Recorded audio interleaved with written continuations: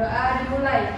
Bismillahirrahmanirrahim.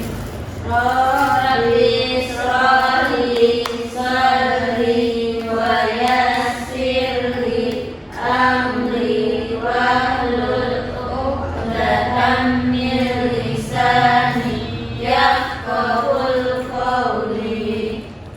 Baiklah, berdoa selesai. Ucapkan salam kepada ibu guru. Assalamualaikum warahmatullahi wabarakatuh. Waalaikumsalam warahmatullahi wabarakatuh. Semoga kita berdoa lagi semuanya diberikan kelancaran, kemudahan semuanya karena Allah. Nah,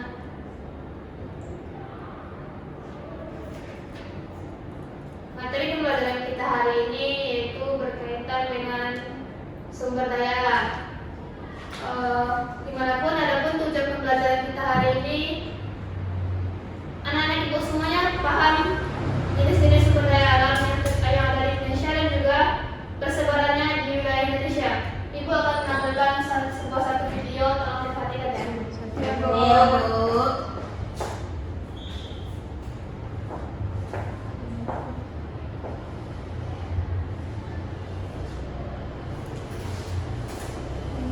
Indonesia itu negara yang kaya banget sumber daya alamnya, dari emas, minyak, gas, sampai hasil laut dan hutan yang melimpah. Banyak negara lain yang sumber dayanya sedikit, tapi justru bisa jadi negara maju dan sejahtera.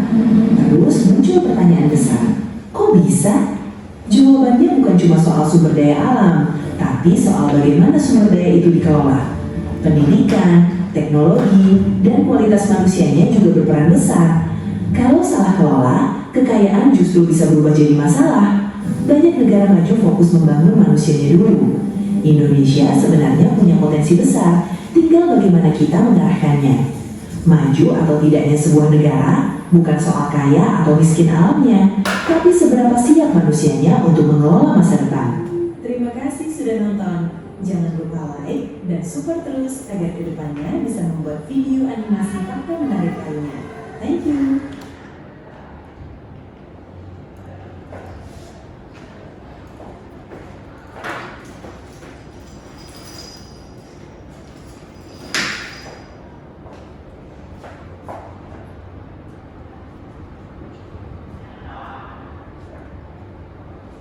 Nah, dari video yang sudah kita lihat bersama-sama tadi, apakah ada yang bisa dapat menyimpulkan dari makna video tersebut? Saya, Bu. Lalu silakan. Di Indonesia ini dengan banyaknya sumber daya alam, baik dari laut, dari hutan, juga dari tumbuh-tumbuhan, itu semua sumber daya yang ada di Indonesia. Nah, kita sebagai masyarakat, rakyat yang ada di Indonesia itu harus menjaga sumber daya alam tersebut, Bu, agar berguna bagi kehidupan keberlangsungan sekarang hingga nanti. Nah, benar sekali. Jadi kita lihat sama-sama ya, apa sebenarnya sumber daya alam tersebut.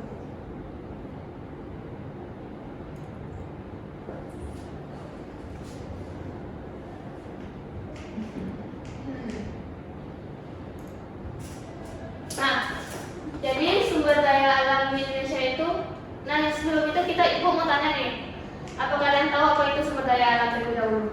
Saya, Bu. Ibu silakan sini. Sumber daya alam adalah segala sesuatu yang tersedia atau bersumber dari alam yang dimanfaatkan untuk memenuhi kebutuhan hidup. Nah, benar sekali. Apakah ada yang lagi mau tambahkan? Ya, Bu. Ya, Bu silakan. Sumber daya yang tidak mudah habis karena bisa dipulihkan secara alami. Nah, benar sekali. Jadi sumber daya alam itu adalah sumber daya alam, segala sesuatu yang berasal dari alam dan dapat dimanfaatkan untuk memenuhi kebutuhan kita sehari-hari. Jadi sumber daya alam itu terbagi dari 3 bagian atau jenisnya. Yang pertama itu sumber daya alam hayati. Apakah ada yang tahu apa saja sumber daya alam hayati tersebut? Saya, Bu. Ya, itu silakan. Sumber daya alam hayati itu berasal dari makhluk hidup, Bu, seperti tumbuhan, hewan, dan lain sebagainya. Nah, benar sekali. Jadi yang disebutkan yang tadi benar, bahwasanya sumber daya alam hayati itu berasal dari makhluk hidup, dari tumbuhan dan hewan.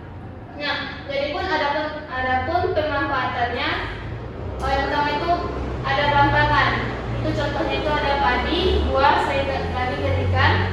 Bahan sandang itu ada kapas dan wol dan bahan obat-obatan. Yang ketiga itu ada bahan industri seperti kelapa sawit, karet, teh, dan kopi. Nah, sumber daya yang kedua itu adalah sumber daya alam non hayati yang berasal dari benda mati, terbagi menjadi dua bagian, dapat diperbaharui dan tidak dapat diperbaharui. Maksud dari dapat diperbaharui dan tidak dapat diperbaharui itu, yang pertama kita lihat dulu yang dapat diperbaharui atau terbarukan, yang dimana dapat tersedia kembali secara alami dalam waktu yang cukup singkat. Contohnya itu air untuk minum, angin untuk mobil listrik, sinar matahari untuk listrik tenaga surya, adapun tanah untuk pertanian, permukiman dan lainnya. Nah, maksud yang tidak dapat diperbaharui itu atau tidak terbarukan itu jumlahnya terbatas dan tidak dapat tersedia kembali dengan waktu yang singkat. Contohnya di sini ini ada pertambangan, energi fosil dan energi fosil. Di sini juga ada pemanfaatannya, yang dimana yang pertama itu ada bahan bakar, minyak bumi, gas alam, batu bara, ada bahan tambang atau industri, emas, besi, tembaga, nikel, bauxit dan timah. Nah, yang ketiga itu adalah sumber daya alam maritim yang berasal dari laut dan wilayah pesisir. Jadi ada pun pemanfaatannya. Yang pertama itu adalah hasil perikanannya. Itu juga untuk memenuhi kehidupan kita sehari-hari. Selanjutnya itu ada pemanfaatannya. Yang pertama pemanfaatannya juga sebagai tempat pariwisata, di mana situ laut juga memiliki keindahan, jadi bisa untuk kita healing ya. Nah, tadi kan Ibu juga ada menyinggung nih tentang persebaran sumber daya alam di Indonesia. Nah, di sini ada peta sumber daya alam Indonesia. Di sini sudah ada Ibu jelaskan juga, dari Sumatera Barat itu ada kelapa sawit, karet, kopi, emas, dan itu Maluku Utara, nikel, perikanan, kelapa. Nah, nanti dari peta ini Ibu akan ada memberikan LKPD kepada kalian semua. Ibu akan memberi kelompok. Nah, jadi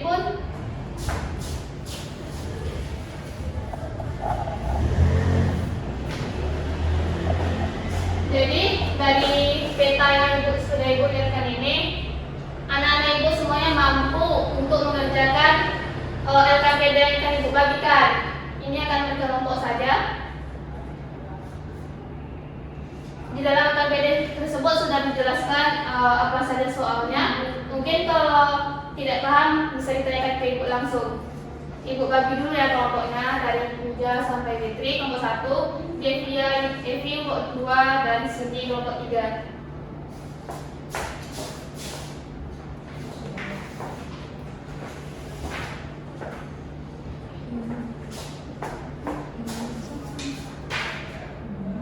Nah, di sini tuh sudah ada petunjuk pengerjaannya. Amatilah peta persebaran sumber daya alam Indonesia. Nih, ini peta sumber daya alam Indonesia-nya. Nah, diskusikan bersama teman kelompokmu mengenai satu jenis sumber daya alam yang ditugaskan. Misalnya nih, kelompok Puja mengambil nih dari bagian Sumatera Barat. Itu ada kelapa sawit, karet, kopi, emas. Boleh pilih salah satu dari 4 tersebut. Begitupun kelompok selanjutnya, terserah. Tapi tidak boleh dengan wilayah yang sama gitu. Silahkan dikerjakan Ibu, kasih waktu.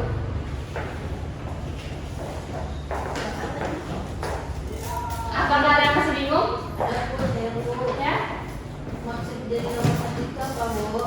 Nah, amati data ini tersebut dulu ya. Di sini kan sudah ada nih, misal dari Sumatera Barat itu ada kelapa sawit, karet. Boleh pilih salah satu dari 4 ini, mau ngambil apa aja sumber daya alamnya gitu.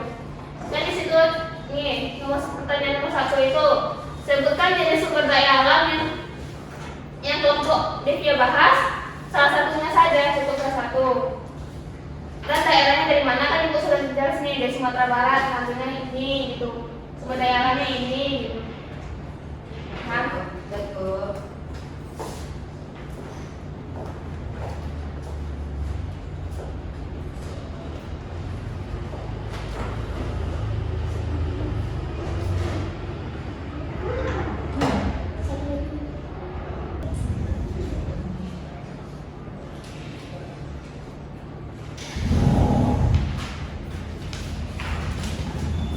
apakah masih ada yang bingung? Kalau bingung boleh bertanya.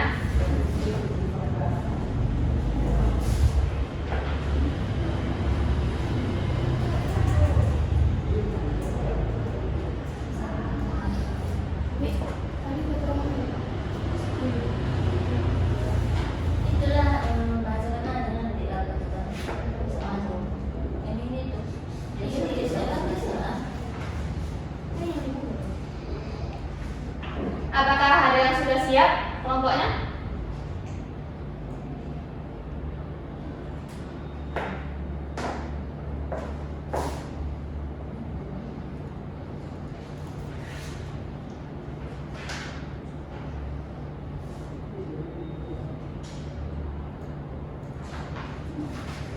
Sudah Bu.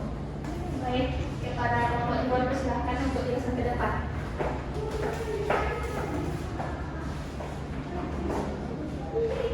Baik, di sini saya dari kelompok 2 ingin menampilkan hasil dari diskusi kelompok, yaitu dengan pertanyaannya sebutkan jenis sumber daya alam yang kelompok membahas dari daerah mana saja sumber daya tersebut yang ditemukan. Nah, di sini kami membahas tentang kelapa sawit.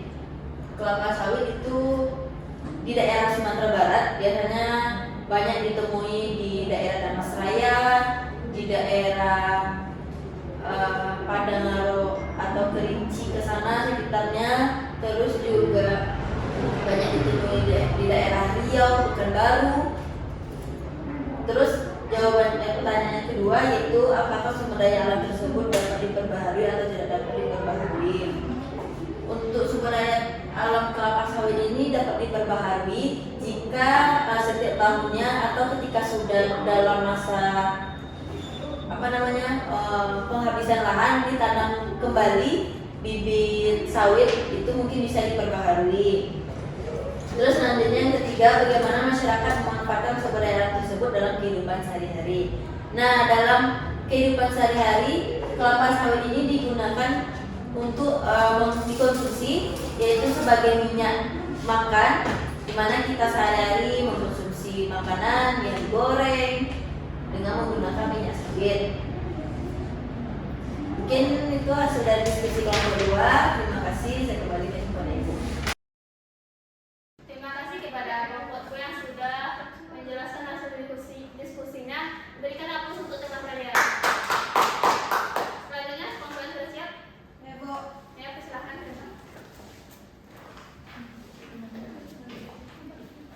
Bu, izin sebentar ya Bu. Ya, silakan. Baik, saya dari kelompok 1 dengan menjawab soal yang pertama, sebutkan jenis sumber daya alam yang di kelompokmu bahas dan di daerah mana saja sumber daya tersebut banyak ditemukan.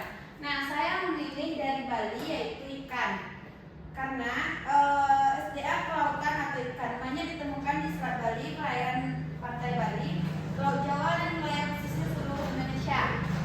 Nah, yang kedua, apakah sumber daya alam tersebut termasuk dapat diperbaharui atau tidak dapat diperbaharui? Jawabannya ya, karena ikan bisa berkembang biak dan dibudidayakan. Nah, yang ketiga, bagaimana masyarakat memanfaatkan sumber daya alam tersebut dalam kehidupan sehari, yaitu sebagai sumber makanan, protein, mata pencaharian nelayan, dan bahan industri. Nah, yang keempat, apakah dampak positif dan negatifnya? Nah, yang seperti dampak positifnya yaitu tambahan pendapatan.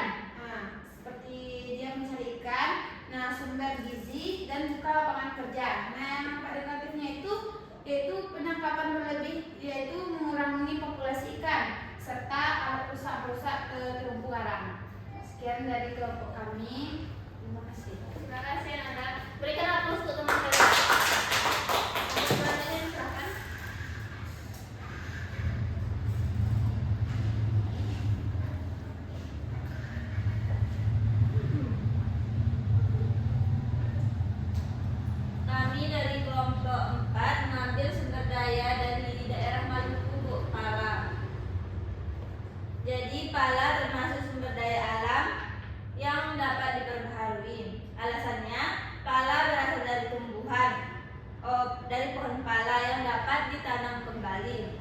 dibudidayakan dan dipanen secara berulang selama dirawat dengan baik. Oleh karena itu, ketersediaannya dapat terus diperbarui melalui kegiatan pertanian.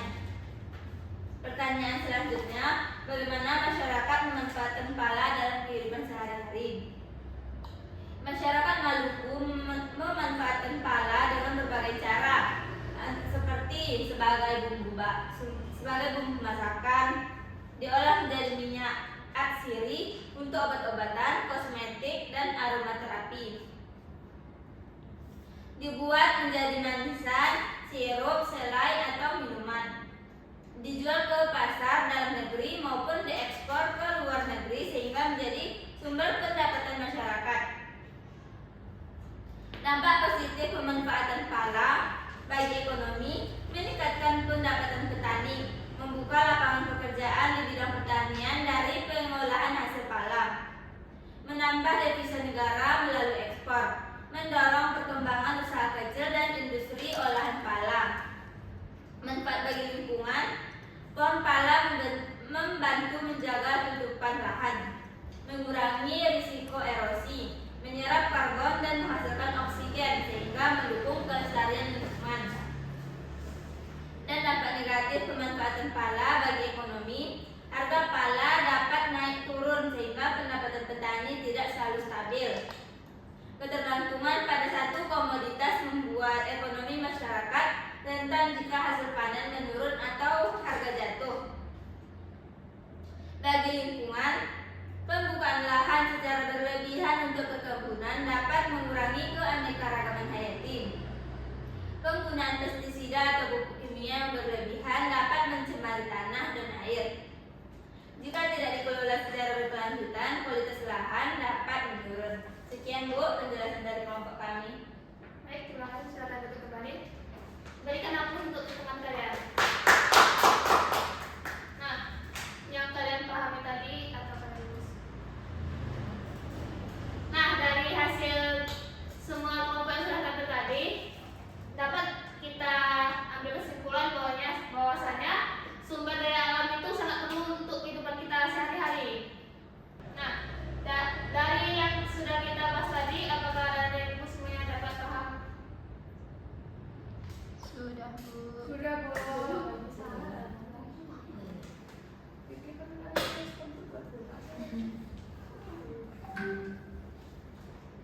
Nah, dari hasil yang kita diskusikan bersama tadi, bahwasanya pemanfaatan sumber daya alam itu sangat berpengaruh pada kehidupan kita semua.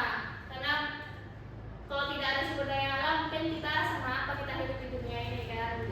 Jadi kita sebagai manusia harus jaga sumber daya kita tersebut supaya tidak punah atau habis gitu. Nah, apakah jadi waktu kita sudah hampir habis, Ibu minta 2 orang untuk mengumpulkan hasil pembelajaran kita pada hari ini. Apakah ada yang bisa mengumpulkan? Ya, silakan pada saudari ya. Kesimpulan dari pembelajaran kita hari ini ada tentang pemanfaatan sumber daya alam. Nah, sumber daya alam itu terdiri dari beberapa jenis. Yang pertama itu sumber daya alam hayati. Sumber daya alam hayati tidak dapat diperbaharui dan dapat sumber daya alam maritim. Nah, sumber daya alam adalah segala sesuatu yang berasal dari alam dan dapat dimanfaatkan untuk memenuhi kebutuhan hidup manusia. Dan sumber daya alam ini harus kita jaga semaksimal mungkin, karena dengan sumber daya alam inilah kita dapat memenuhi kebutuhan dari dulu hingga sekarang dan mungkin sampai nantinya. Oke, sekian Bu. Nah, satu lagi ya, Saya silakan. ingin menyimpulkan pembelajaran pada hari ini, yaitu sumber daya alam adalah anugerah alam yang menjadi dasar kehidupan dan kemajuan bangsa. Ada yang dapat diperbaharui dan ada yang tidak dapat diperbaharui, terbatas dan akan habis jika terus diambil. Nah, pemanfaatan yang harus dilakukan dengan bijak, tanggung jawab, dan tidak berlebihan, serta memperhatikan keseimbangan lingkungan. Tujuannya agar kebutuhan generasi sekarang terpenuhi, namun sumber daya alam tetap terjaga dan tersedia bagi generasi mendatang. Terima kasih kepada saudara-saudara yang sudah dapat mengumpulkan. Baik, kita simpulkan bersama